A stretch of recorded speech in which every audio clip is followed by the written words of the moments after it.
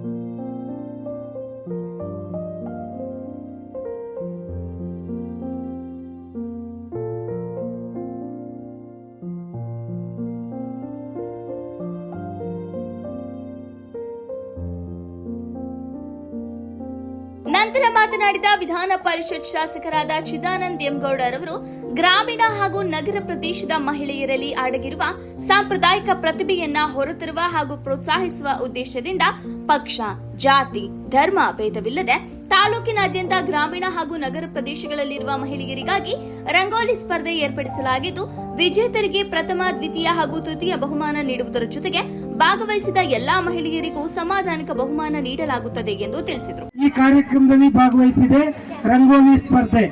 ಈ ರಂಗೋಲಿ ಸ್ಪರ್ಧೆ ಯುಗಾದಿ ಮತ್ತು ಶ್ರೀರಾಮನವಮಿ ಹಬ್ಬ ನಮಗೆ ಹಿಂದೂಗಳಿಗೆ ಅತ್ಯಂತ ಶ್ರೇಷ್ಠವಾದ ಹಬ್ಬ.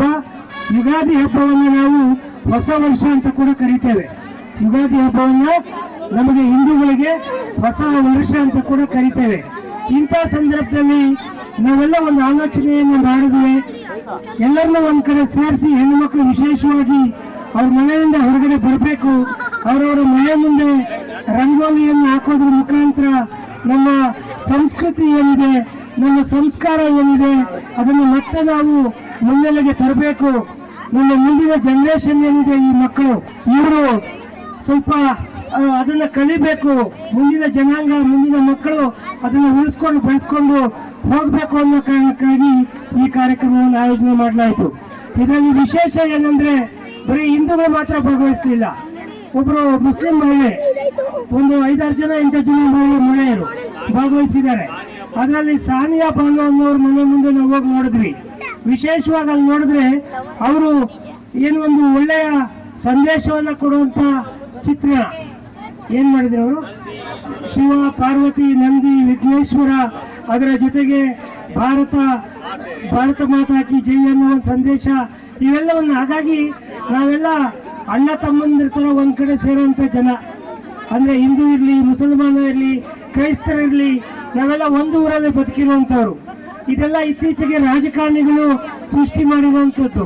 ಅವರು ಬೇರೆ, ಇವ್ರು ಬೇರೆ ಅಂತೇಳಿ ಈ ರಾಜಕಾರಣಿಗಳು ತಮ್ಮ ಬೇಳೆಯನ್ನು ಬೀಸ್ಕೊಳ್ಳೋದಕ್ಕೆ ಈ ಒಂದು ಕೆಲಸವನ್ನು ಮಾಡಿದ್ದಾರೆ. ಆದ್ರೆ ನಾವೆಲ್ಲ ಒಂದೇ ಮನೆಯವರು, ಒಂದೇ ಕುಟುಂಬದವರು, ಒಂದೇ ದೇಶದವರು ಅಂತ ಹೇಳಿ ನಾವು ಒಟ್ಟಿಗೆ ಇರಬೇಕಾಗುತ್ತೆ. ಈ ರಂಗೋಲಿ ಸ್ಪರ್ಧೆ ಪ್ರತಿ ವರ್ಷವೂ ನಡೆಸಲಾಗುತ್ತದೆ.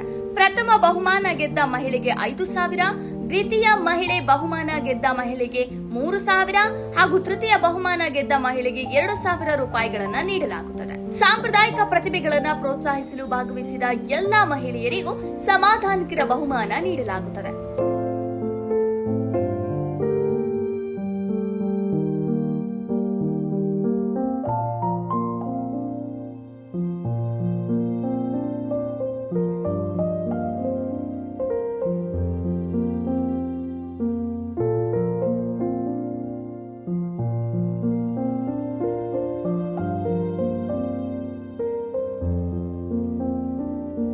ಹದಿಮೂರನೇ ವಾರ್ಡ್ನಲ್ಲಿ ಪ್ರಥಮ ಬಹುಮಾನ ಕವನ ಚಂದನ್ ಕುಮಾರ್, ದ್ವಿತೀಯ ಬಹುಮಾನ ಸನಿಹಾ ಬಾನು, ತೃತೀಯ ಬಹುಮಾನ ಇಂದಿರಮ್ಮ ಹಾಗೂ 14ನೇ ವಾರ್ಡ್ನ ಪ್ರಥಮ ಬಹುಮಾನ ಶ್ರೀದೇವಿ, ದ್ವಿತೀಯ ಬಹುಮಾನ ಭುವನೇಶ್ವರಿ, ತೃತೀಯ ಬಹುಮಾನ ಆಶಾ.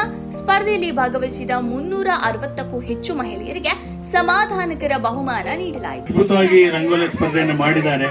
ಅವರು ಈ ಕಾರ್ಯಕ್ರಮ ಕುರಿತು ಮಾತನಾಡಬೇಕು ಅಂತ ಹೇಳಿ ಮನವಿ ಮಾಡ್ತಾರೆ. ಎಲ್ಲರಿಗೂ ನಮಸ್ಕಾರ. ರಂಗೋಲಿ ಸ್ಪರ್ಧೆ ಇಕ್ಕಿದ ಚಿದಾನಂದ ಸರ್ಗೂ ತುಂಬ ನಮಸ್ಕಾರ ಸರ್. ತುಂಬ ಥ್ಯಾಂಕ್ಸ್ ಸರ್. ಇವಾಗ ನಾನು ಯಾವ ಥರ ಗೆಲ್ಲಿದ್ದೀನಿ, ಮುಂದಕ್ಕೆ ನೀವು ಎಲ್ಲರೂ ಹಂಗೆ ಗೆಲ್ಲೋದಕ್ಕೆ ಪ್ರಯತ್ನ ಪಡ್ರಿ. ಇದು ಸ್ಫೂರ್ತಿಯ ಮಾತು.